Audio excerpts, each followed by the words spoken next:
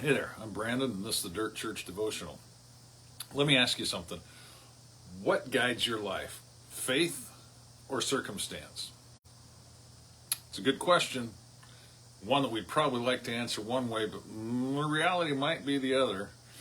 You ever seen a kid, maybe you did it yourself as a kid, you take a flower and you start pulling the petals off saying, she loves me not, she loves me not, and you get all frustrated because by the time you get to the end, it's a she loves me not. You're like, oh! Don't you realize if you would have started different, it would have ended different? So maybe you try again.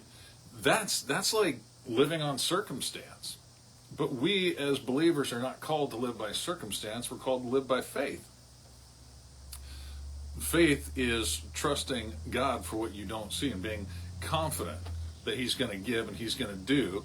Hi, Lynette. He's going to give and do what He says He's going to give and do. Now, there's a great story in Judges. I think it's chapter 20. Excuse me, I'll put that down. Judges chapter 20. This is before there was a king in Israel. Israel was in the promised land. They hadn't taken all the promised land. I'm not going to give you all of the background to it, but there came a time when one of the tribes of Israel, Benjamin, they just got really wicked. I mean, they were like Sodom and Gomorrah. They had threatened to rape this guy, and he put his concubine, which was at the time a second-class wife, out.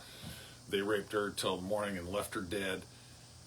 He cut her body up. This is, I guess, Judges 19. Anyway, he cut her body up, sent it out to the 12 tribes. They all gathered together to figure out what to do. Benjamin wouldn't show up. They wouldn't apologize or anything like that. So, long and short of it, the tribe of Benjamin came out to go to war against the rest of Israel. The rest of Israel cried out to God and said, should we go up? This is where I'm getting to the point. They said, should we go up against our brother Benjamin? And if so, who should go up first? And God said, go up. The tribe of Judah should go first. So, okay, the next morning, they get up and they're walking in faith. They're operating in faith. Get this. And they go out, and Benjamin comes out and routs them and kills like 22,000 of the Israelites.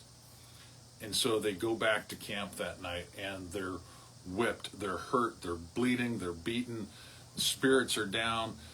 Man, we had obeyed God and went like He told us to go, and we got our tails handed to us. And so they cried out to God again that night. They said, should we go up again or just cut our losses? And God said, go up. By all means, go up. And so, in faith, they went up the next day, and Benjamin came out and attacked them and wiped out another 18,000. So in 2 days, they've lost 40,000 men, and they've been walking in obedience to what God had told them. Remember, they asked, should we? And He said, yes, go. So they came back that second night, and they're licking their wounds, and you can imagine how frustrated and discouraged they had to be. Man, we're doing what God told us to do, and it's not working out right. And it's at this point that so many people, if they got to day 2, that so many people would turn around and say, yeah, maybe that was just a test from God. If God was in it, things would be going better. Oh, maybe this is one of those times when, like David would say, it was good that it was in your heart, but it wasn't for me to do. So I'm going to cut my loss. I'm going to learn from my experience, and we'll just move on. But what these men did, they gathered together again, and they asked the Lord one more time. They said, Lord, should we go up again? And the Lord told them, yes, go up again, because tomorrow I'm going to give them into your hand.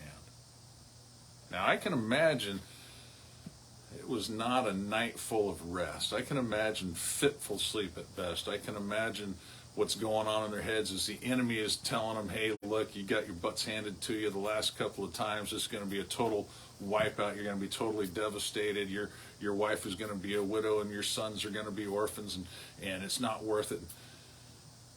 But they decided to live by faith and not by circumstance. And they went up one more time because the Lord said, go, and tomorrow I'll hand them to you. They went up one more time, and you can read it for yourself. The victory was amazing. They completely wiped out, with the exception of about 600 men, that tribe.